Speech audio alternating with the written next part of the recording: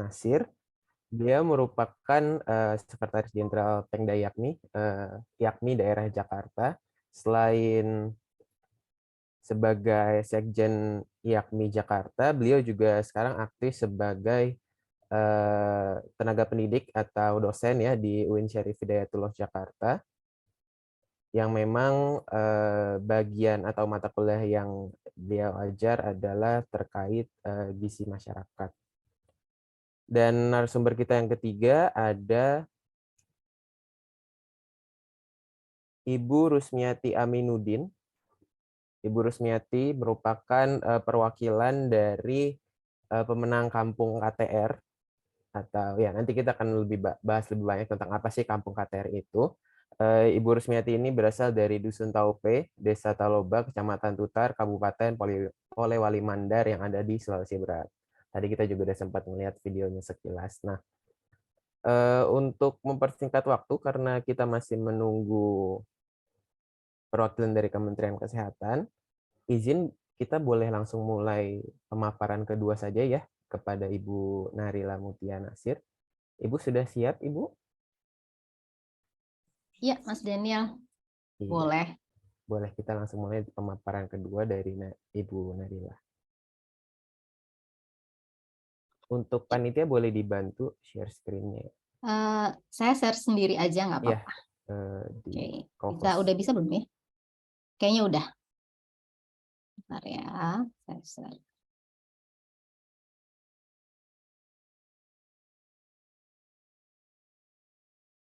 Oke, apakah sudah terlihat? Iya, sudah jelas, Bu. Bentar ya.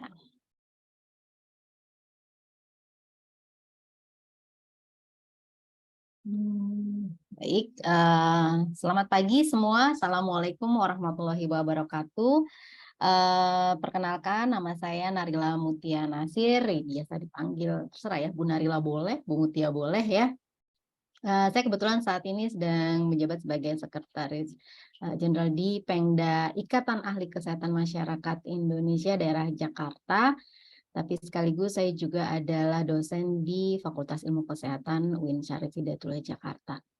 Dan hari ini saya berterima kasih sekali kepada Forum Warga Kota yang sudah mengundang kami ya dari Pemda Yakmi Jakarta untuk memberikan sedikit paparan, sharing ya, diskusi buat Bapak Ibu dan teman-teman sekalian terkait dengan merokok, KTR ya, kawasan tanpa rokok dan gizi masyarakat, karena memang kita hari ini sedang memperingati tentunya Hari Gizi Nasional ya. Nah, nanti mungkin yang dari Kemenkes akan memberikan paparan lebih detail ya tentang kaitan dengan status gizi misalnya gitu, sementara saya akan lebih banyak membahas dari sudut pandang kesehatan masyarakatnya. Baik,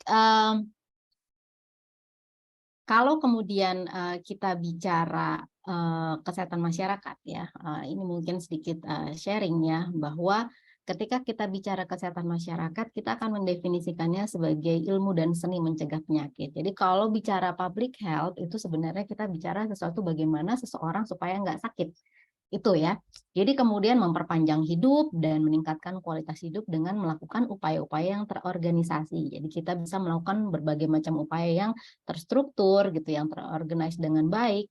Tujuannya agar kita bisa mencegah seseorang terkena penyakit, atau kalau misalnya dia sudah kena, bagaimana kita memperpanjang hidupnya dan meningkatkan kualitas hidupnya. Jadi tujuan kita adalah mencapai status kesehatan yang baik. Nah, menurut teori klasik H.L. Bloom itu ya yang sangat terkenal di pendekatan kesehatan masyarakat, status kesehatan itu dipengaruhi oleh 4 faktor. Jadi ada gaya hidup, ada lingkungan, ada pelayanan kesehatan, dan ada genetik. Jadi kalau orang sakit, misalnya kalau kita contoh ya, misalnya kita terkena penyakit jantung gitu ya, bisa jadi karena kita punya genetik jantung, tapi itu sedikit ya. Faktor penyebabnya itu hanya sekitar 10% gitu ya, sampai 15%. Kemudian ada pelayanan kesehatan. Berarti kita mungkin tidak pernah memeriksakan diri gitu ya. Tapi ada faktor lingkungan, misalnya paparan paparan polusi gitu atau paparan di tempat kerja ya, chemical exposure ya, paparan kimia. Dan tentunya yang paling sulit yang sebenarnya kita kalau lakukan perubahan itu adalah gaya hidup. Ya, jadi gaya hidup ini mempengaruhi status kesehatan kita ini cukup besar ya. Nah, ketika bicara status gizi masyarakat, maka ini kan menjadi salah satu indikator untuk melihat status kesehatan masyarakat secara umum. Jadi kalau mau melihat bagaimana satu negara itu ya, selain angka kematian ibu, angka kematian bayi, terus kita lihat status gizi masyarakatnya seperti apa. Nah, status gizi masyarakat ini sangat dipengaruhi oleh gaya hidup. Kemudian kalau kita bicara merokok, gitu, merokok merupakan salah satu gaya hidup negatif sebenarnya. Jadi ini lifestyle orang yang secara tidak langsung dapat mempengaruhi status gizi masyarakat. Mungkin kepikiran ya, ini apa hubungannya ya orang rokok dengan status gizi masyarakat gitu? Emang ada gitu orang saya merokok ya merokok gitu ya, orang status gizi bukannya urusannya sama makanan kan gitu ya? Kita lihat apa sih kira-kira gambarannya.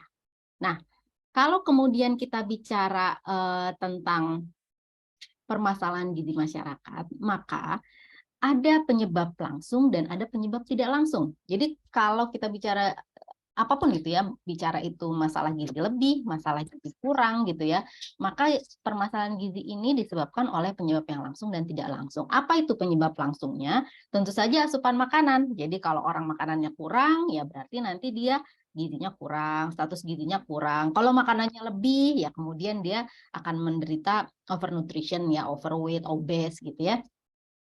Lalu yang kedua adalah penyakit. Jadi kalau orang kita misalnya punya penyakit, mungkin saja nafsu makan kita akan menurun gitu ya, sehingga kemudian otomatis akan mempengaruhi status gizi kita. Jadi antara asupan makanan dengan penyakit itu suatu hubungan yang bolak-balik sebenarnya. Jadi gampangnya itu kalau kita kurang makan, kurang gizi, kita gampang sakit gitu ya. Kemudian kalau kita sakit, kita jadi sedikit makan asupan ya, makan makanan ya gitu. Jadi itu bolak-balik. Itu penyebab langsung. Lalu bagaimana dengan penyebab tidak langsungnya? Ya, ini menurut UNICEF ya. Jadi ada yang ditengarai bahwa penyebab tidak langsungnya adalah ketahanan pangan keluarga yang kurang. Jadi artinya bagaimana ketersediaan pangan di dalam keluarga itu tidak terpenuhi dengan baik. Lalu ada bicara juga pola asuh yang kurang memadai. Jadi artinya kalau kita bicara terutama anak ya, misalnya kan berarti anak itu tidak hanya butuh asupan makanan, tapi juga dia butuh pengasuhan yang baik gitu ya untuk tumbuh kembangnya. Nah itu akan bagaimana kemudian pemberian makannya gitu ya, bagaimana apakah memberikan makanan pendamping ASI yang bergizi dan segala macamnya. Lalu yang lain adalah sanitasi, pelayanan kesehatan yang kurang memadai. Nah, lalu di mana letaknya merokok ini gitu ya? Jadi kalau kita bicara perilaku merokok ini sebenarnya mempunyai peran ya kepada penyebab langsung dan tidak langsung. Gimana tuh gitu ya? Kenapa peran di dua-dua ini gitu? Karena kalau seseorang kemudian merokok ya, biasanya merokok itu menekan nafsu makan seseorang gitu ya. Nah, akibatnya kemudian dia asupan makanan sedikit gitu ya. Artinya dia kemudian punya kerentanan untuk menderita kurang gizi. Kemudian perilaku merokok ini juga sudah terbukti banyak gitu ya, yang pasti ya merokok ini berhubungan positif ya, artinya berkorelasi dengan kanker misalnya, penyakit kanker, penyakit jantung koroner gitu, darah tinggi, banyak sebut aja gitu ya, itu udah di mana-mana selalu kita tahu common knowledge. Nah, ini mempengaruhi kepada penyakit yang akan diderita. Artinya kalau penyakit itu diderita oleh seseorang pasti akan berpengaruh juga kepada asupan makanannya dan status gizinya. Nah, yang tidak bisa kita lupakan gitu ya, bahwa perilaku merokok ini ketika dalam keluarga ayahnya merokok atau yang lain ya ibunya merokok, itu akan menyebabkan ketahanan pangan keluarga kurang. Kenapa? Karena tadi ya di video yang tadi di awal disebutin kan senang udah ada kawasan tanpa rokok karena jadinya uangnya bisa digunakan untuk yang lain. Itu terjadi ya bahwa pengeluaran dari keluarga itu bisa jadi terserap di rokok, sehingga artinya sesuatu yang bisa dibeli untuk makanan bergizi untuk keluarganya justru tidak terbeli karena dipakai untuk merokok gitu ya. Nah, kalau kita lihat situasi di Indonesia, kita punya beberapa masalah gizi ya. Kita punya yang namanya gizi lebih gitu ya. Itu menurut Riskesdas tahun 2018 kita punya 21,8% masyarakat yang mempunyai gizi lebih. Lalu kemudian kita bergerak yang sebelah kiri. Dalam sebelah kiri ini adalah kita bicara gizi kurang gitu ya. Jadi ada yang bicara tentang stunting ya, underweight, kurang berat badan, sama wasting itu kurus. Jadi kalau wasting itu artinya berat badan dibandingkan tinggi badannya kurus ya. Jadi itu sekitar 7,1%. Ini dari survei gizi. Kemudian ada yang underweight ya, untuk balita ini 17%, dan yang kemudian menjadi permasalahan nasional, saya rasa nanti dari Kemenkes juga akan membahas mungkin banyak juga soalnya, adalah stunting. Stunting itu apa sih gitu? Stunting itu kan tinggi badan anak, tinggi badan itu dibandingkan umur kurang, dan Indonesia itu di tahun 2021 itu masih 24,4%, sementara kita punya target itu menjadi 14% di tahun 2024 gitu. Dan ini nggak mudah. Ada nggak sih kaitannya sebenarnya kemudian permasalahan gizi ini dengan merokok? Nah, kita lihat dulu, Indonesia ini salah satu negara dengan prevalensi merokok yang tinggi ya, menurut Susenas 2017. Kemudian kalau dilihat total pembiayaan kesehatan akibat penyakit yang berhubungan dengan rokok itu banyak banget.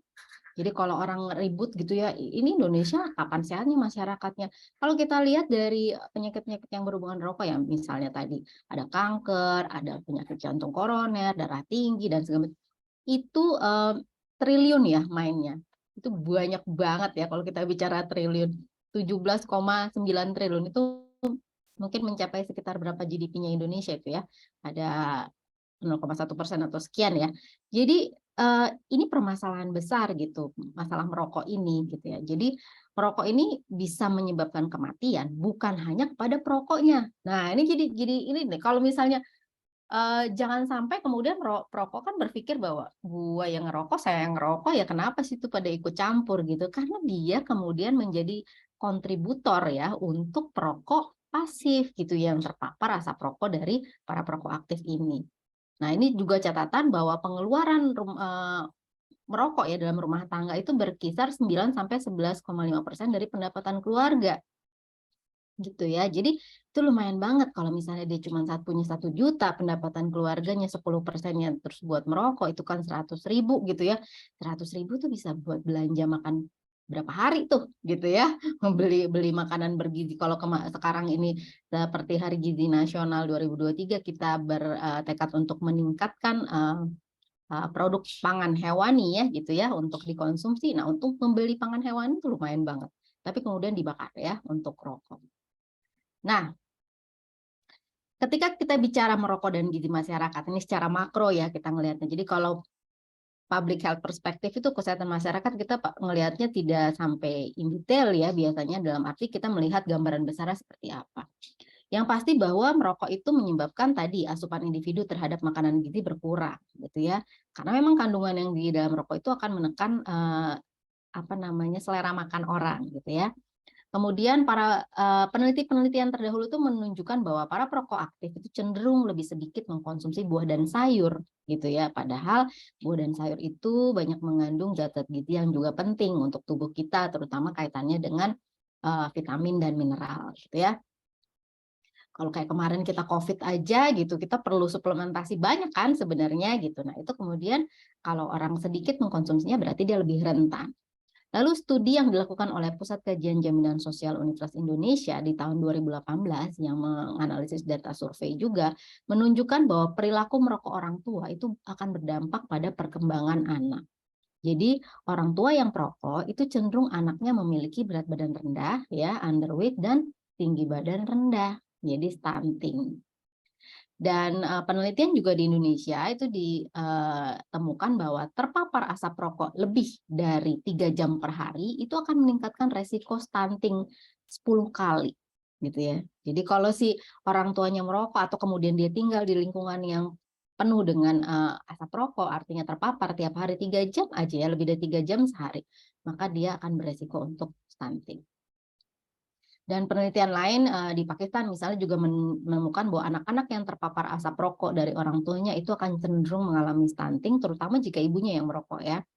Dan Klein juga menemukan bahwa merokok berhubungan dengan food insecurity ya. Jadi artinya ketahanan pangan keluarga itu kurang bagi keluarga baik yang di negara-negara dengan high income ya, pendapatan tinggi ataupun pendapatan yang rendah ya. Jadi kalau kita bicara asap rokok sebenarnya udahlah gitu ya, itu udah khatam, harusnya semua kita tahu, di mana-mana udah sering dikasih tahu apa dampak negatifnya gitu ya. Mau untuk orang dewasa, mau untuk anak-anak, itu semua akan menyebabkan permasalahan kesehatan ya. Kalau di orang dewasa bisa orang stroke, bisa kanker paru, bisa kemudian penyakit jantung koroner gitu ya, kemudian mengalami masalah-masalah, kalau yang perempuan akan mengalami masalah-masalah reproduksi. Di anak-anak ya macam-macam, mau ada yang sudden infant death syndrome ya, kemudian kematian mendadak, kemudian ada yang uh, saluran pernafasan ya, itu pasti terjadi infeksi biasanya itu, kemudian bahkan gangguan telinga gitu ya. Nah, menurut catatan The Union itu lebih dari 97 juta non perokok di Indonesia itu terpapar asap rokok secara reguler ya. Dan anak-anak yang terpapar asap rokok itu memiliki 50-100% risiko lebih tinggi untuk mengalami penyakit pernafasan akut. Jadi, asap rokok yang terhirup oleh perokok pasif itu berdampak pada berbagai penyakit dan kemudian dapat menyebabkan kematian. Jadi artinya yang berisiko untuk mengalami kesakitan dan kematian bukan hanya si perokoknya sendiri, tetapi juga para perokok pasif atau mereka yang terpapar asap rokok. Nah, kita bicara kawasan tanpa rokok gitu ya. Sekarang di mana-mana smoking free zone ya, ada daerah bebas asap rokok dan lain sebagainya. Indonesia ini kan jumlah perokok aktifnya tinggi, paparan asap rokoknya juga tinggi. Jadi sekitar 79% anak ya, kalau ini bicara anak itu di bawah 15 tahun itu terpapar asap rokok. Kenapa sih kita perlu kawasan tanpa rokok? Karena KTR ini akan melindungi yang non perokok dari dampak negatif tadi ya, karena kita tahu bahwa dia akan berdampak negatif ke kesehatannya dan juga bahkan bisa menyebabkan kematian. Tetapi juga mendorong para perokok untuk berhenti, terutama kalau kita bicara remaja yang baru mulai merokok. Ya kan, kalau misalnya ada kawasan tanpa, kalau bebas mau merokok di mana aja, orang akan dengan santai kan tinggal beli merokok. Tapi kalau di sini nggak boleh ngerokok. Kalau mau ngerokok di sana gitu ya, misalnya ada satu wilayah tertentu atau ruangan tertentu untuk merokok, smoking room misalnya, nggak bisa. Jadi mesti jauh. Kalau akhirnya nggak punya kesempatan bebas untuk merokok, ya otomatis yang baru-baru mulai males dong jadinya gitu. Usaha banget sih saya mau merokok ya ibaratnya gitu. Dan KTR ini juga meningkatkan kualitas udara, baik itu di dalam ruangan maupun di luar ruangan sebenarnya. Jadi ini kita bicara ke environment ya, ke lingkungan ya.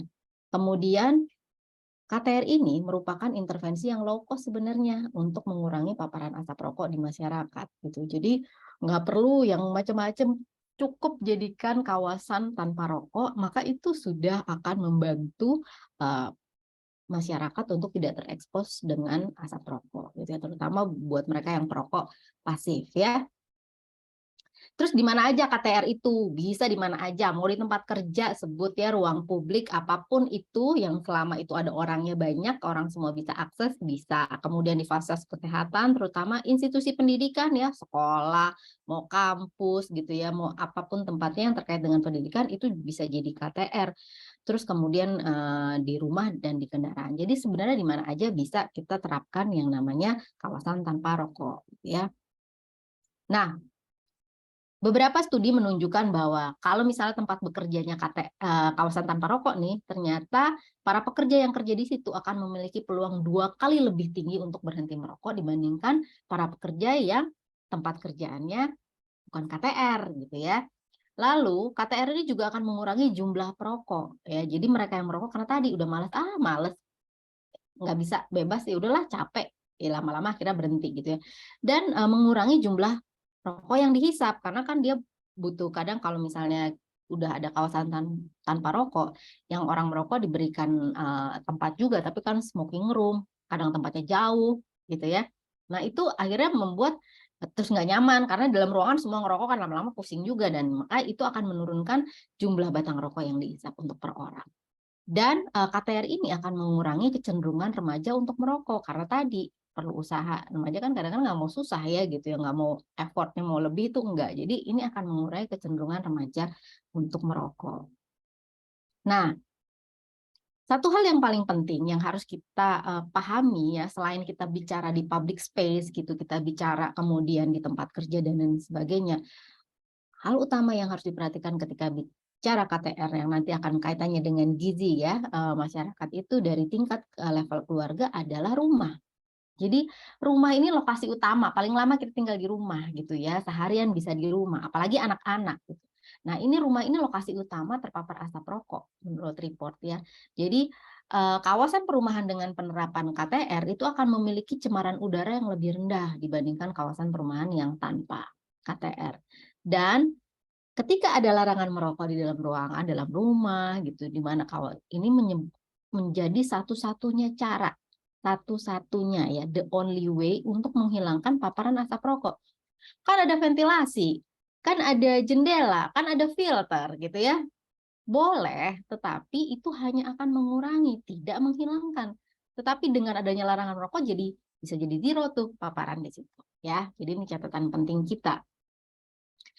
Nah, terus apa dong yang harus kita lakukan dengan situasi sekarang? Kalau kita kaitkan tadi merokok, KTR gitu di masyarakat. Yang pertama tentu saja meningkatkan awareness di masyarakat melalui promosi dan edukasi kesehatan itu penting. Walaupun kayaknya bosen ya, tapi kenyataannya begitu. Bahwa banyak orang yang tidak paham. Kalau tadi saya bicara bagaimana kaitannya dengan gizi gitu, ada nggak sih linknya sebenarnya? Nah, itu perlu kita edukasi. Kemudian penerapan regulasi tentang rokok termasuk KTR makin diperluas. Jadi artinya kesadaran orang untuk bahwa kita punya hak untuk hidup sehat, semua orang punya hak untuk hidup sehat termasuk dengan udara yang bebas asap rokok. Maka penerapan KTR ini menjadi penting. Dan yang tidak kalah tidak kalah penting untuk kita lakukan adalah juga mengevaluasi penerapan KTR. Jadi jangan cuma ini oke, kita deklarasikan KTR. Oke, di tempat sini KTR, tempat situ KTR. Ada nggak evaluasinya? Kira-kira efektif nggak? Kira-kira emang sudah menurunkan nggak perilaku merokok di kalangan masyarakat? Itu perlu dilihat. Jadi jangan hanya sekedar penerapan tanpa ada evaluasi ya. Jadi bagaimana efektif atau tidaknya itu mesti dilihat. Lalu kemudian kita juga mengadvokasi ya tadi soal kaitan merokok dan gizi masyarakat. Jadi artinya baik itu ke stakeholder, mungkin ke pemerintah, masuk ke masyarakat gitu atau ke semua termasuk ke remaja gitu mesti tahu gitu ya bahwa ada nih kaitannya gitu. Terutama kalau yang misalnya perokoknya dewasa dia juga harus tahu gitu. Jadi keluarga bagaimana peran dia gitu. Kemudian komitmen terhadap tobacco control ini dengan tujuan untuk perbaikan gizi masyarakat mesti ada. Jadi kalau tadinya kita beranggapan bahwa nggak ada nih kaitannya merokok dengan status gizi masyarakat, dengan keadaan kesehatan masyarakat yang kaitannya dengan gizi, ternyata ada gitu. Jadi mesti ada komitmen kalau kita melakukan kontrol ya terhadap rokok segala macam, kita mesti memperhitungkan yang kaitannya dengan perbaikan gizi masyarakat.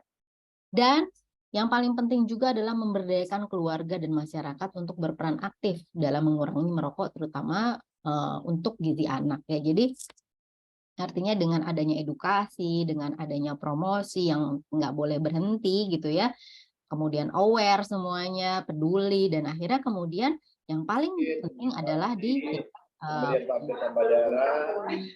level komunitas. Ada yang bocor ya.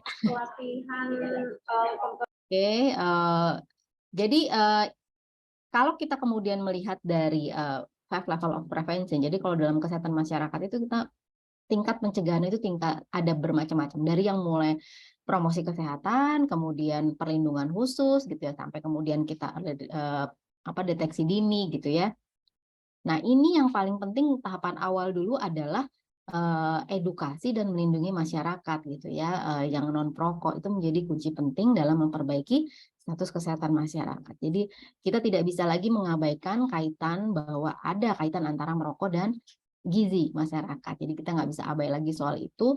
Kita harus udah ada evidence base-nya, udah ada bukti-bukti ilmiahnya, berarti kita harus meningkatkan awareness soal itu ke masyarakat gitu ya, nggak boleh berhenti untuk bisa memperbaiki atau mengurangi perilaku merokok di kalangan masyarakat.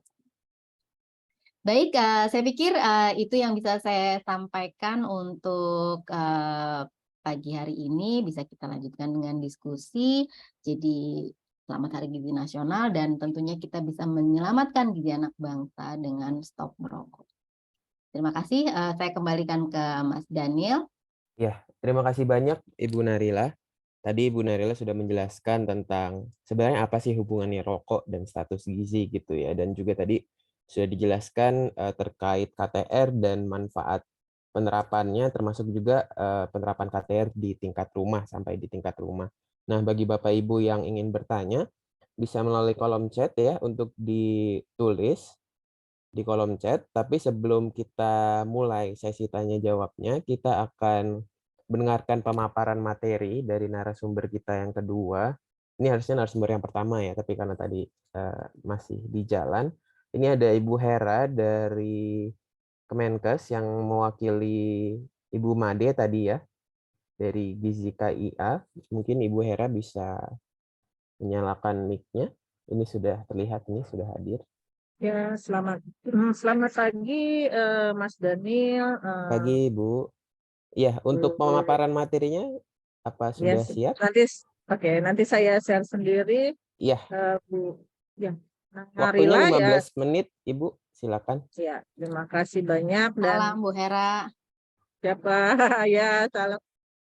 Dan rekan-rekan sekalian, mohon maaf ini kebetulan ini hari puncak hari gizi sehingga kita semua berada di lapangan. Jadi mohon maaf karena ini agak terlambat mungkin saya tiba belakangan. Tapi tanpa mengurangi rasa hormat, beberapa hal sudah disampaikan oleh Mbak Nadira tadi.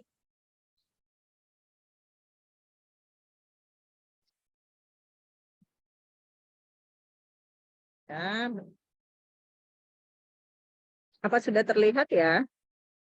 Sudah, Ibu, sudah jelas. Oke, ya makasih banyak.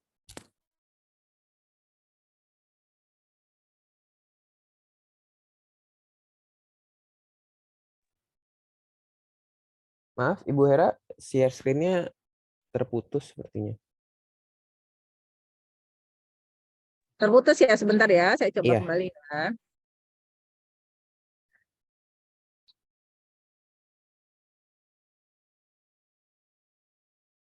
Oke, sudah terlihat kembali? iya, baik. Ya. Silakan, Ibu. Dan suara saya jelas di sana. Ya, Bapak Ibu rekan-rekan, perkenalkan saya Hera Nurlita, saya dokter gizi dari FKUI, saya Merekon, tepatnya Southeast Asia Regional Food Nutrition yang saat ini berdinas di Direktorat Gizi Kesehatan Ibu dan Anak. Pada kesempatan ini saya berbagi dengan Bapak dan Ibu tentang masalah gizi.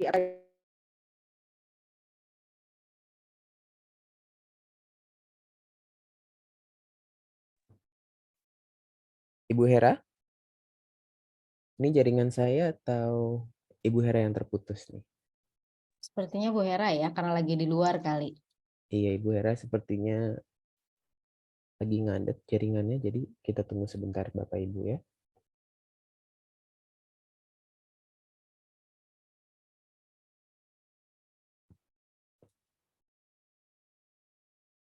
Ibu Hera apa sudah kembali bergabung dengan kita, dengan kami semua di sini?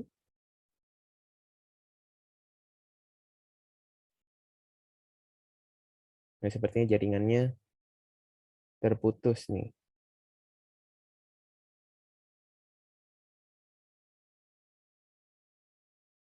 Ya, panitia lagi mencoba untuk menghubungi kembali Bu Hera. Bapak Ibu mohon ditunggu sebentar ya.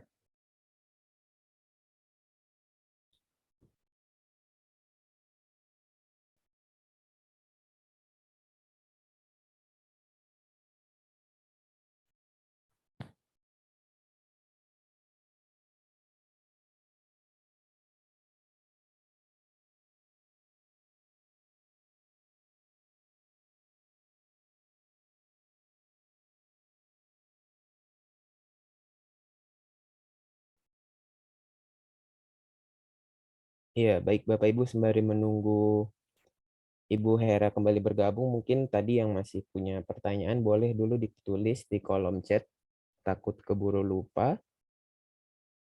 Habis Bu Hera nanti kita akan mendengarkan satu lagi paparan narasumber sharing dari Ibu Rusmiati selaku perwakilan dari pemenang Kampung KTR Award.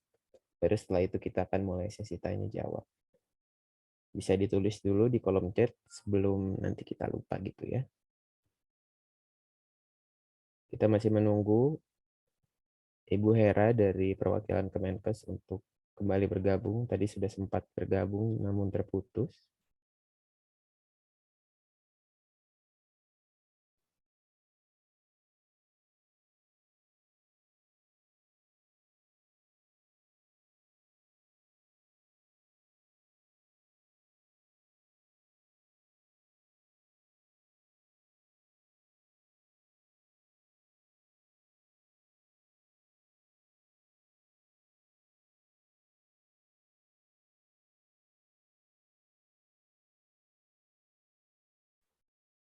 Oke, karena nampaknya Ibu Hera masih kesulitan terkendala jaringan untuk kembali bergabung bersama kita.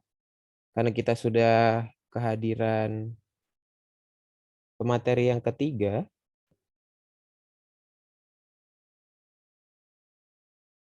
ya karena kita sudah kehadiran Ibu Rusmiati yang akan sharing tentang pengalamannya menjadi pemenang dari Kampung KTR Award.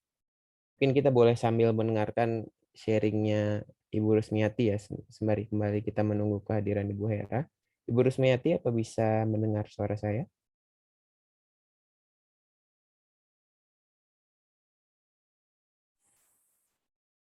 Bisa, Mas Dani. Iya, oke. Bu Rusmiati boleh nih diceritakan, di-sharing kepada kita pengalamannya untuk mencapai atau ya memenangkan Kampung KTR itu seperti apa. Boleh diceritakan pengalamannya Ibu. Waktunya 10 menit aja Ibu, nggak lama-lama. Boleh kita di-sharing Ibu. Eh, jadi saya sering saja ya Pak, nggak usah pakai PowerPoint ya. Iya, nggak apa-apa. Boleh diceritakan aja sebenarnya Kampung KTR itu apa sih Ibu? Jadi terima kasih atas waktunya Mas Daniel dan teman-teman Bapak Ibu. Jadi di sini saya mau sharing tentang pengalaman saya sampai bisa jadi kampung tanpa rokok, yaitu di desa kami di Suntal Desa Taloga itu juga banyak perokok Bapak Ibu, tapi di sana kami ada namanya posyandu chatting. Kami bentuk posyandu chatting, kami datang ke sana bentuk posyandu chatting, dan kami melihat di sini banyak sekali perokok. Kami melakukan pendataan dari tim puskesmas. Terus setelah itu kami lakukan musyawarah bersama masyarakat, kepala desa dan tim pemerintah desa dan pihak puskesmas. Di sini kami memberitahu ke masyarakat kalau bagaimana kalau di sini di Dusun Taupe ini kita adakan kampung tanpa rokok. Jadi alhamdulillah berkat musyawarah itu di Dusun Taupe masyarakatnya sangat antusias, apalagi ibu-ibu ya, karena mereka sangat mendukung bapak-bapaknya untuk berhenti merokok. Karena kenapa? Biasanya pembeli ikannya itu, pembeli rokoknya itu bisa dijadikan pembeli ikan, dan ini juga bisa berdampak bagus untuk anak-anak mereka, karena bapak-bapak yang tadinya kecanduan merokok bisa sedikit berubah dan mengalihkan pembeli rokoknya untuk membeli makanan yang bergizi untuk ibu dan anak balita mereka, seperti itu. Dan kami juga di desa kami itu kami bentuk aturan, yaitu tidak boleh merokok di dalam rumah, tidak boleh merokok di dekat ibu hamil, bayi balita, di tempat bermain, terus di masjid dan di tempat umum.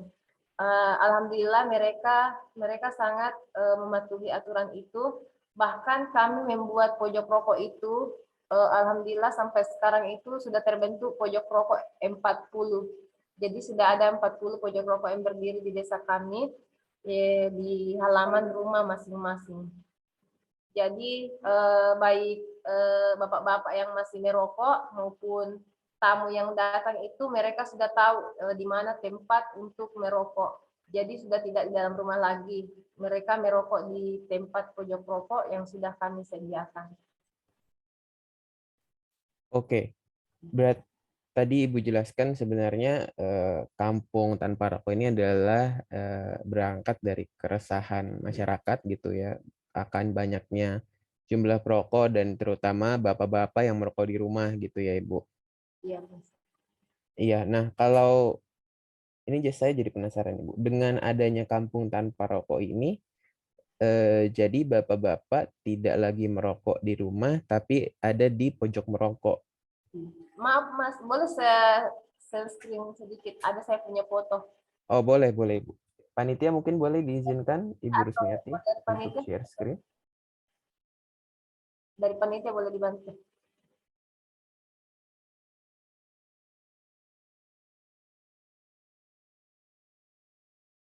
Panitia boleh dibantu untuk Ibu Rusmiati dapat share screen.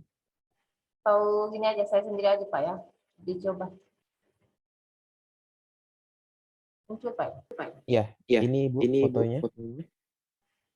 Tidak ada. Iya, apa terlihat? Ini ada lagi bangun gapura gitu ya Ibu ya.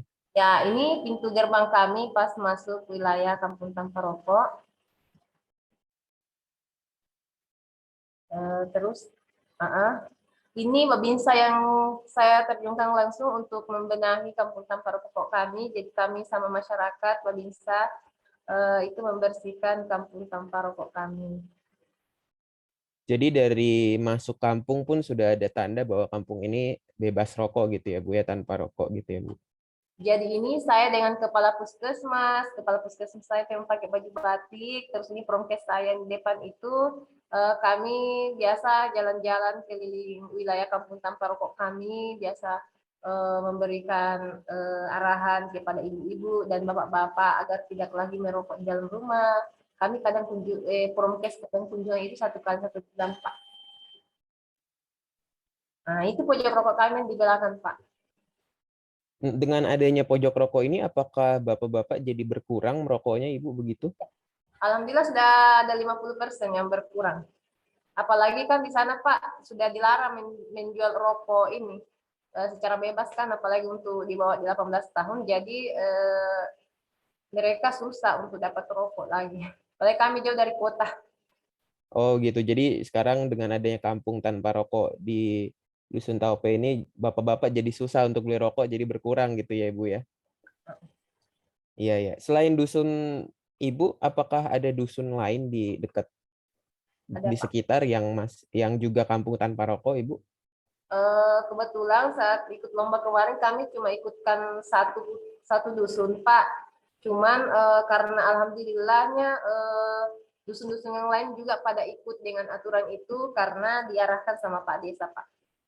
Baik, baik. Berarti berawal dari tadi Ibu sampaikan masyarakat yang resah dengan banyaknya jumlah perokok di dusun, bermusyawarah mengadakan kampung KTR, dari pihak desa mendukung, terutama ibu-ibu gitu ya yang bapaknya merokok gitu. Jadi kepala desa dari pihak desa pun membantu mengarahkan supaya dusun-dusun lain mengikuti gitu. Ini Iya saya Pak. rasa dapat menjadi contoh gitu ya untuk daerah-daerah lain di Indonesia yang memang memiliki masalah yang sama. Saya rasa semua daerah di Indonesia memiliki masalah yang sama gitu ya, jumlah perokok yang tinggi gitu. Iya Pak. Terima kasih banyak Ibu Rusmiati sharing-sharing sedikitnya. Ya sama-sama Pak.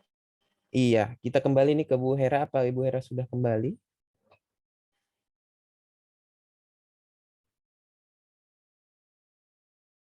Iya, bagi Bapak Ibu yang mempunyai pertanyaan kepada tadi narasumber pertama kita ada Ibu Narila dan ada yang mau bertanya, mungkin tips kepada Ibu Rusmiati bagaimana supaya kampung saya, kampung Bapak Ibu bisa jadi kampung tanpa rokok juga, boleh ditulis pertanyaannya di kolom chat supaya nggak keburu lupa. Nanti kita akan mulai sesi tanya jawabnya setelah kita mendengarkan satu pemaparan terakhir dari Ibu Hera, perwakilan dari Kemenkes. Ibu Hera, sudah bisa mendengar suara saya?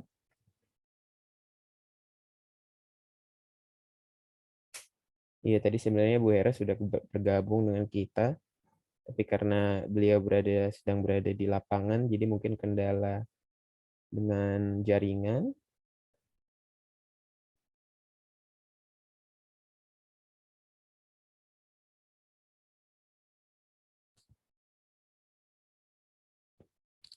Iya, kalau di partisipan nih saya lihat ada nih Ibu Hera nih.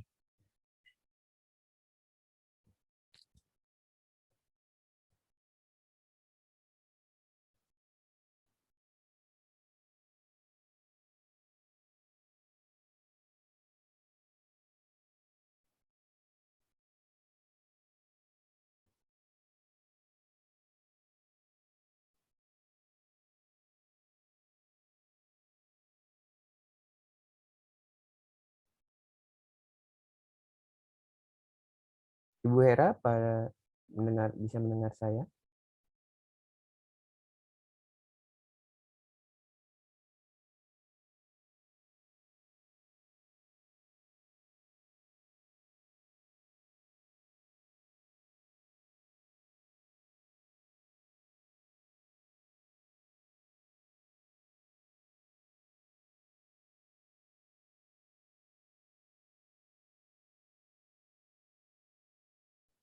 Baik, masih kita tunggu nih pemaparan dari Bu Hera karena rasanya informasi yang kita terima belum lengkap nih ya. Masih ada tadi dari PPT-nya Bu Hera yang sudah sempat di-share ada sedikit pemaparan tentang apa sih sebenarnya peran pemerintah gitu ya, atau pemegang kebijakan tentang KTR ini gitu. Dan tadi Ibu Narila sudah menjelaskan kepada kita bahwa sebenarnya rokok ini juga berhubungan dengan status gizi gitu ya, baik secara langsung maupun tidak langsung. Nah, satu yang menjadi catatan adalah ada peran KTR atau kawasan tanpa rokok untuk membatasi perokok gitu ya, atau konsumsi rokok. Nah, kita mau dengar nih ada satu pemaparan, satu informasi yang akan nanti dijelaskan oleh Bu Hera terkait apa sih sebenarnya peran dari pemegang kebijakan untuk upaya dalam penerapan KTR dan mengurangi angka perokok atau konsumsi rokok di Indonesia. Kita masih tunggu kehadiran dari Bu Hera.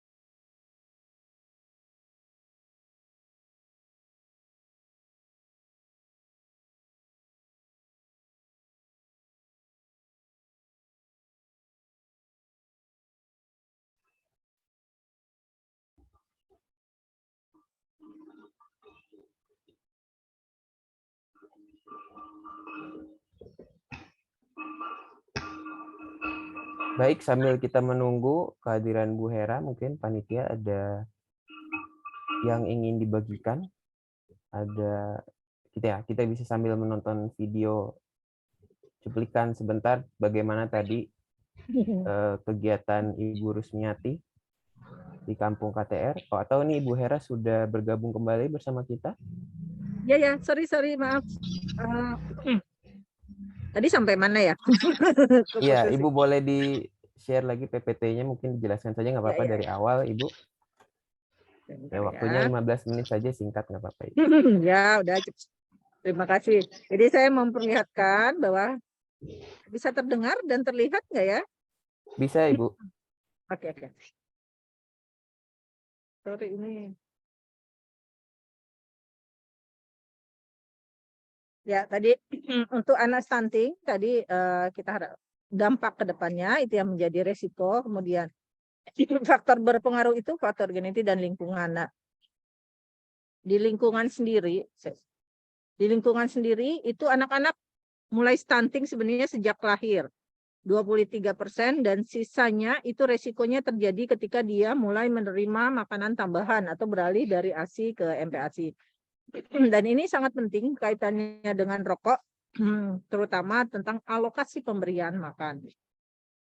Kalau kita lihat 2020 penduduk Indonesia yang merokok itu sekitar 67 juta, 65,7 juta jiwa, kemudian dan jauh lebih banyak lagi yang perokok pasif, ada 96 juta. Sehingga bicara kawasan tanpa asap rokok ini menjadi sangat penting karena perokok-perokok ini memberikan kontribusi untuk para perokok pasif, dan anak-anak balita ini merupakan anak mereka yang rentan dan banyak terkena paparan perokok pasif dalam hal ini kalau kita lihat dari data Kementerian Kesehatan di 2019. Di sisi lain, wanita-wanita usia subur yang perokok juga cukup tinggi. Rekan-rekan semua, bagaimana sih sebenarnya rokok meningkatkan stunting? Itu ada dua, yaitu satu hanya jalur biologis dan satu jalur ekonomi. Jadi kalau jalur biologis itu bicaranya bagaimana kandungan rokok itu berpengaruh terhadap pertumbuhan janinnya, karena dalam kandungan anak-anak sudah mulai terpapar dengan zat-zat yang kimia yang merugikan yang berada pada rokok, yang juga membuat ibu-ibu kemungkinan mengalami resiko anemia yang lebih tinggi. Juga menurunkan imunitas baik pada ibu juga anak. Di sisi lain meningkatkan infeksi. Terutama saluran pernapasan pada anak. Di lain sisi secara ekonomi pengeluaran untuk asap rokok itu untuk merokok itu juga cukup besar. Nih, kalau kita lihat beberapa studi sini, kita lihat bahwa pengeluaran rokok ini cukup besar, jauh lebih besar dibandingkan konsumsi padi-padian, bahkan sebagai sumber energi kita, rokok mendominasi lebih besar. Nomor 2 setelah bahan makanan junk food kita. Jadi ini cukup menjadi kekhawatiran kita karena konsumsi rokok jauh lebih penting dibandingkan konsumsi harian makanan kita. Dan yang paling beresiko adalah mereka yang tentu secara ekonomi rendah. Bahkan ada beberapa penelitian yang memperlihatkan bahwa ketika mereka memiliki ekonomi yang kurang dan mendapatkan bantuan dari pemerintah untuk kehidupannya, itu pun dipergunakan untuk rokok. Jadi alokasinya bukan pada perbaikan konsumsinya. Inilah yang menyebabkan anak-anak kemungkinan pada usia balita mereka memiliki resiko yang lebih rentan untuk kekurangan zat gizi karena alokasinya jauh lebih besar untuk rokok dibandingkan untuk memberikan konsumsi makanan yang baik, bahkan yang cukup protein untuk anak-anak. Nah, rekan-rekan sekalian, jadi kita semua punya peran.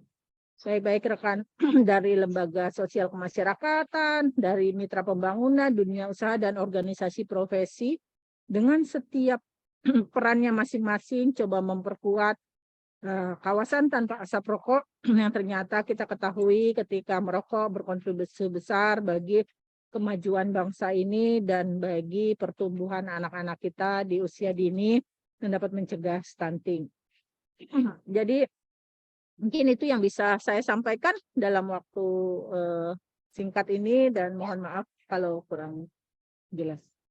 Makasih banyak. Assalamualaikum warahmatullahi wabarakatuh. Oke, terima kasih banyak Ibu Hera untuk pemaparannya. Tadi Ibu Hera menjelaskan sebenarnya yang menyebabkan anak stunting dan hubungannya dengan rokok itu apa sih gitu ya. Kalau tadi di awal Bu Narila sudah menjelaskan bahwa iya berhubungan dengan status gizi. Nah tadi Ibu Hera menjelaskan lebih lanjut nih apa sebenarnya hubungannya. Nah bagi Bapak Ibu yang ingin bertanya, kita akan lanjut nih karena tadi sudah selesai pemaparan dari 3 narasumber kita.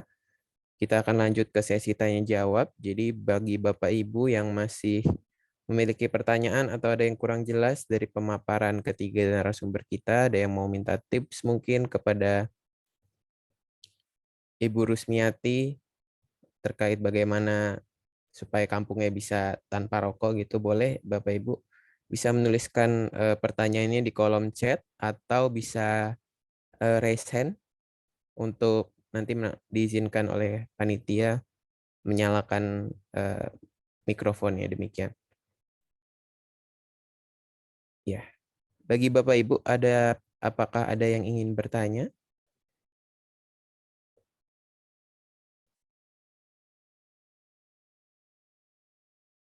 Ya, ini di layar saya ada dari Ibu atau Bapak nih. Mas Tura, ada yang resen, mungkin boleh diizinkan untuk. Oke. Assalamualaikum warahmatullahi wabarakatuh. Waalaikumsalam nih Ibu Mas Tura berarti ya. Eh, Pertanyaan saya untuk Ibu Rusmiati. Iya, Jadi silakan Ibu.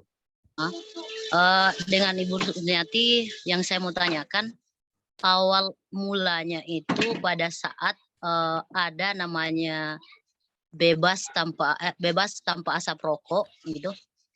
Bagaimana sih caranya sehingga warga itu mau dan mengikuti arahan dari pemerintah atau dari bidan tersendiri, sehingga warga ini mau melaksanakan atau mau menghentikan istilahnya untuk merokok, sehingga di kampung tersebut bisa dikatakan bebas tanpa asap rokok. Mungkin Bu Bidan bisa menjelaskan sedikit awal mulanya itu sehingga adalah yang namanya bebas asap tanpa rokok gitu. Sekian dari saya. Wassalamualaikum warahmatullahi wabarakatuh. Waalaikumsalam. Terima kasih Bu Mas Tura. Mungkin Bu Rusmiati mau langsung menjawab. Karena ini pertanyaan untuk Bu Rusmiati ya. Oh iya, terima kasih banyak Pak. Terima kasih Ibu Mas Tura, pertanyaan yang sangat menarik.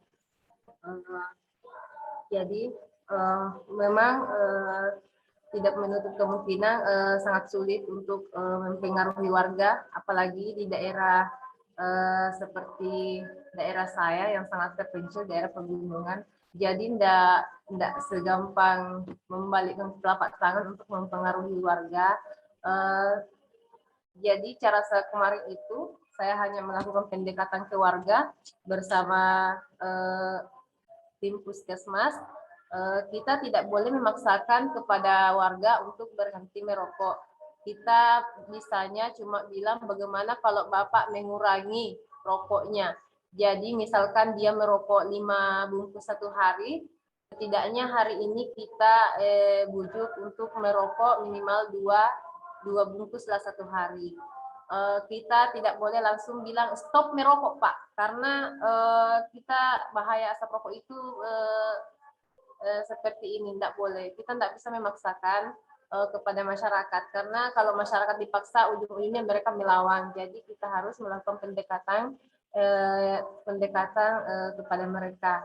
Jadi kami kemarin itu melakukan pendekatan, kami memberikan arahan supaya tidak harus langsung berhenti merokok, dikurangi. Dan kami juga membantu mereka untuk membuat pojok rokok di depan rumah mereka. Jadi setelah warganya mengerti tentang bahaya paparan asap rokok, karena mereka juga kan punya banyak bayi balita, ketika mereka ke pustu, ke Polindes berobat, itu kita lakukan lagi, kita kasih lagi arahan. Kalau biasanya bayi balita yang kena ISPA, itu biasa karena efek dari rokok bapaknya. Mereka kan biasa merokok di dalam rumah, bahkan di dalam kelambu bersama anak-anaknya. Mereka mengerti, mereka tidak tahu bahayanya seperti apa. Jadi di situ kita kasih tahu lagi bahayanya, dampaknya apa kalau merokok di dekat bayi balita. Jadi saat mereka ke pustu itu kita kasih lagi arahan, kita kasih lagi pengertian kalau biasanya ISPA seperti ini yang kayak batuk-batuk parah sama anak sampai sesak napas itu biasanya karena efek dari asap rokok bapaknya. Dan alhamdulillah berkat arahan-arahan seperti itu, promosi-promosi seperti itu, mereka mengerti. Dan bahkan bagi bapak-bapak yang kemarin yang sempat tidak mau juga ikut karena banyaknya pojok rokok yang berdiri, yang tadinya dari 1 menjadi 40 pojok rokok, jadi mereka malu sendiri dan ikut sendiri untuk membuat pojok rokok, karena di tengah-tengah mereka itu hanya 5 rumah yang tidak punya pojok waktu itu, jadi mereka mau tidak mau harus ikut. Tanpa kami ke sana pun mereka sudah bikin, karena mereka kayak apa ya, tertegur sendiri. Mereka merasa sendiri kalau memang ini bukan tidak merokok itu sebenarnya bukan kepentingannya ibu bidan, bukan kepentingannya pemerintah, tapi untuk menjaga diri sendiri, keluarga dan keluarga. Jadi secara tidak langsung mereka sudah sadar sendiri. Kami melakukan promosi itu, jalan ke dusun-dusun itu setiap bulan, Bu. Jadi tidak serta-merta juga sih harus langsung mereka turut, enggak. Kami melakukan banyak pendekatan kepada masyarakat dan alhamdulillah terbentuklah kampung tanpa rokok ini. Mungkin begitu, Bu Turah. Terima kasih banyak. Terima kasih banyak atas jawabannya, Bu Rusmiati. Mungkin ada tambahan mungkin dari Bu Narila atau Bu Hera terkait bagaimana sih supaya masyarakat itu mau gitu ya mengikuti arahan dari dalam hal ini pemerintah setempat gitu di tingkat desa, supaya dia patuh sama peraturan yang ada terkait KTR ini. Mungkin ada tambahan dari Bu Narila atau Ya, Bu Hera? Bu Narila dulu mungkin boleh? baik, terima kasih Mas Daniel. Tadi cerita dari Bu Rusmiati luar biasa ya, memang. Jadi, tapi dari situ memang dapat disimpulkan ketika kita ingin melakukan, artinya mau menerapkan kawasan tanpa rokok itu di satu wilayah ya, entah itu RT, RW atau desa itu, memang kemudian masyarakatnya itu mesti dideketin dulu gitu, dan kemudian mesti menyadari bahwa yang kita terapkan bukan untuk kita gitu ya. Jadi artinya itu sebenarnya bagian yang saya katakan tadi, pemberdayaan masyarakat ya. Jadi bagaimana bahwa kebijakan itu bukan top down, tapi kemudian itu sebenarnya bottom up. Jadi masyarakatnya kemudian menyadari bahwa iya saya butuh itu gitu ya. Mereka kemudian melihat manfaatnya, itu pasti akan lebih efektif gitu dibandingkan kita kemudian memaksakan lakukan ini gitu ya. Jadi itu pendekatan. Jadi pemberdayaan masyarakat itu yang menjadi kunci penting ya sebenarnya gitu Mas Daniel. Oke, terima kasih banyak tambahannya Bu Narila. Ibu Hera, apa ada lagi yang mau ditambahkan? Iya, oke. Makasih Bu Rusmiati. Apresiat ya usahanya. Satu sisi. Tapi di lain sisi boleh nggak? Ini suatu yang bagus. Memang merokok itu susah untuk dihilangkan karena sesuatu yang addictive itu tidak bisa langsung saja. Tapi saya ingat seorang teman saya ketika kuliah, dia berhenti merokok. Dia bilang dia bisa bangun rumah.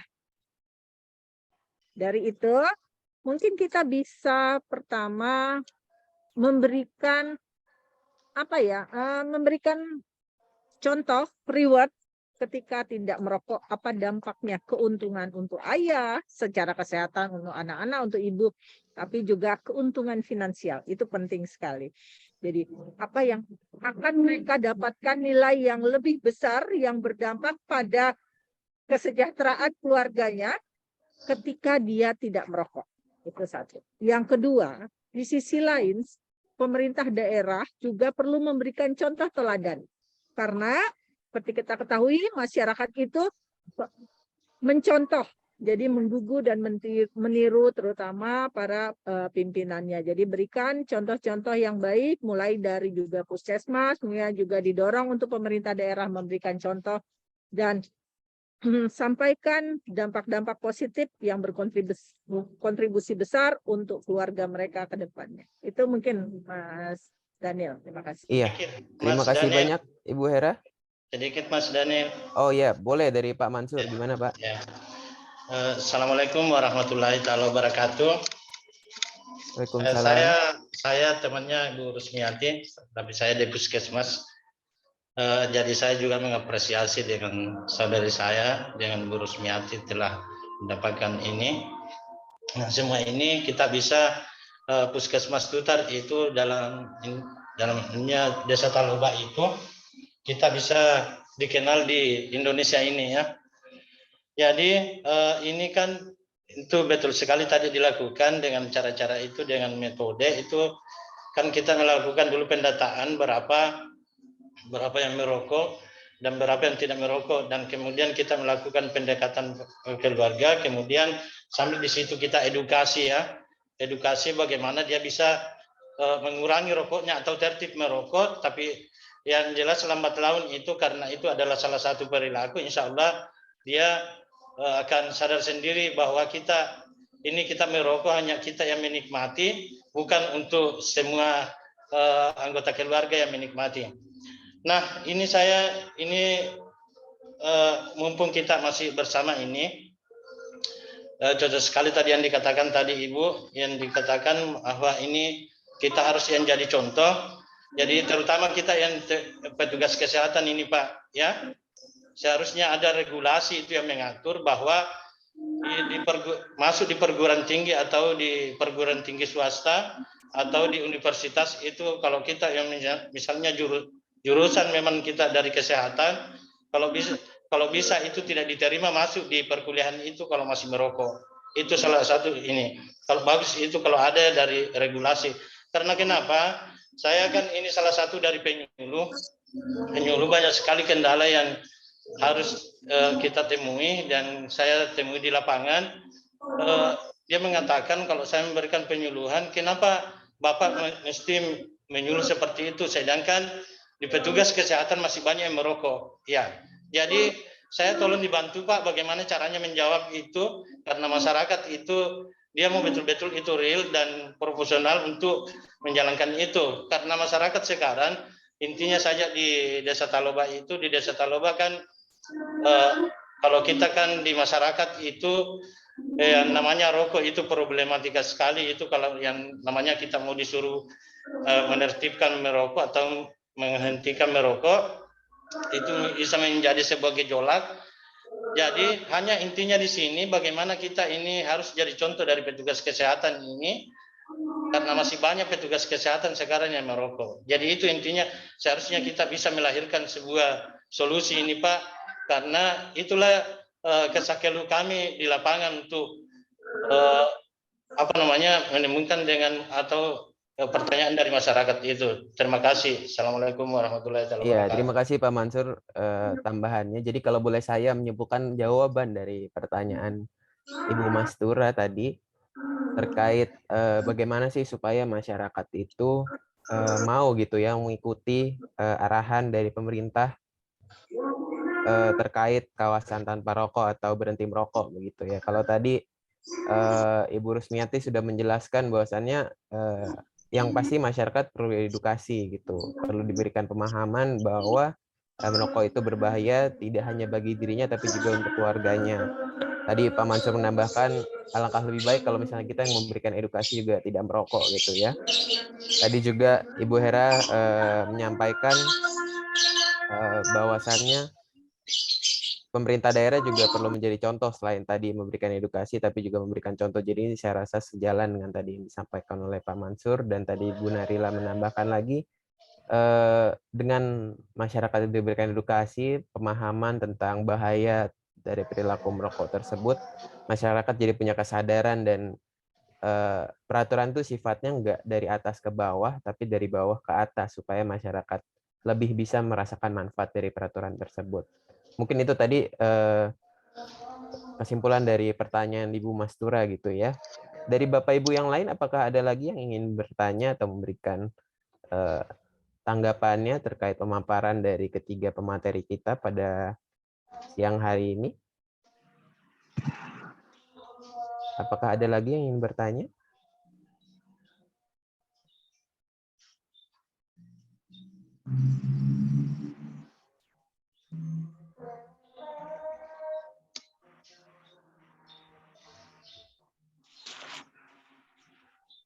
Ya, kita masih punya waktu beberapa menit sebelum kita sudahi pertemuan kita pada pagi menjelang siang ini. Apakah dari Bapak Ibu ada yang masih ingin bertanya?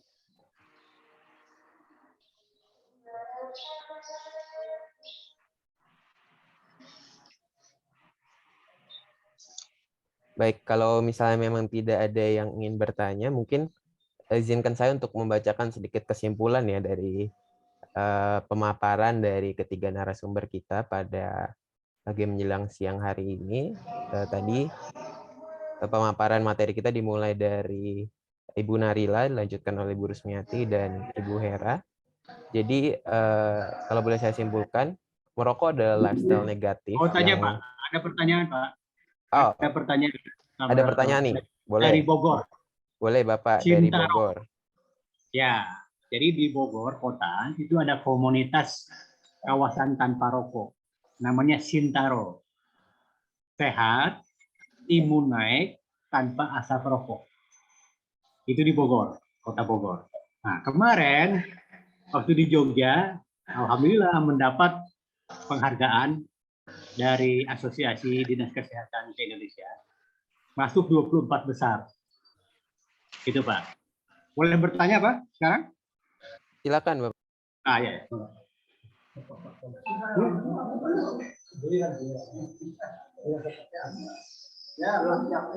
Yang pertama Pak, apakah hubungan antara perilaku merokok dengan gizi masyarakat atau dengan stunting?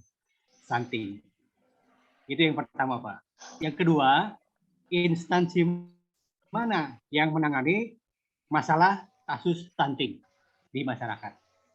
Dua hal itu aja Pak. Terima kasih. Oke, terima kasih Bapak dari Sintaro ya tadi ya, dari komunitas Bogor. Mungkin boleh kembali disampaikan oleh Ibu Narila dan Ibu Hera terkait sebenarnya apa sih yang menjadi hubungan antara rokok dan masalah gizi gitu ya, baik di masyarakat maupun di perorangan, dan instansi mana yang bertanggung jawab tentang ini. Mungkin boleh dari siapa dulu yang mau? Ibu Narila? Bu Hera kali ya yang tadi emang stunting bicaranya. Oke. Ibu Hera Oke. mungkin boleh jelaskan apa sebenarnya Ya. hubungan stunting dan merokok dan instansi mana yang bertanggung jawab. Bicara stunting dan merokok, tadi saya sampaikan Bapak dua hal. Satu adalah ekonomi ya. Kita bicara dulu dari ekonomi, itu yang paling signifikan sekali. Ketika kita bicara dari sisi ekonomi, maka alokasi untuk rokok itu jauh lebih besar dari alokasi untuk makanan bergizi. Nah, untuk mereka yang secara ekonomi masih sangat terbatas, ini signifikan sekali pengeluaran untuk rokok ini dibandingkan untuk konsumsinya. Sehingga dampaknya terhadap anak-anak adalah bahwa mereka tidak dapat mengakses atau mendapatkan makanan yang bergizi dengan kualitas yang baik. Jujur Pak, satu bungkus rokok mungkin sekitar 25.000. Itu sudah bisa untuk beli telur 1 kilo. Itu saya contohkan, untuk beli telur 1 kilo. Kalau Bapak punya bayi atau balita di rumah, dia cukup makan 1-2 telur itu pada usia awal, mungkin ya di bawah 1 tahun. Di atasnya itu bisa sehari bisa 2-3 telur, 3 butir telur. Jadi uang untuk 1 bungkus rokok yang dihabiskan hari itu bisa untuk memenuhi protein untuk anaknya bisa tumbuh. Jadi memenuhi protein itu adalah zat gizi, zat pembangun untuk anak-anak dapat tumbuh dengan baik. Itu bisa memenuhi 2 hari. Bayangkan seandainya uang itu diberikan untuk anaknya. Tentu ini akan jauh lebih signifikan atau berdampak pada kesehatannya. Itulah kenapa hubungannya anak-anak kawasan tanpa asap rokok berarti mengendalikan konsumsi rokok. Dengan konsumsi rokok yang terkendali, secara ekonomi atau finansial, uang untuk rokok bisa dialihkan untuk makanan yang lebih baik sehingga mencegah anak-anak menderita permasalahan gizi sejak awal. Itu satu. Yang kedua, secara biologis, zat kimia dalam segala bentuknya memberikan kontribusi untuk menurunkan imunitas di dalam tubuh anak maupun ibu, khususnya kalau ada ibu hamil. Dengan menurunnya imunitas, anak-anak lebih mudah terpapar penyakit, terutama yang paling dekat dengan asap rokok adalah gangguan pernapasan.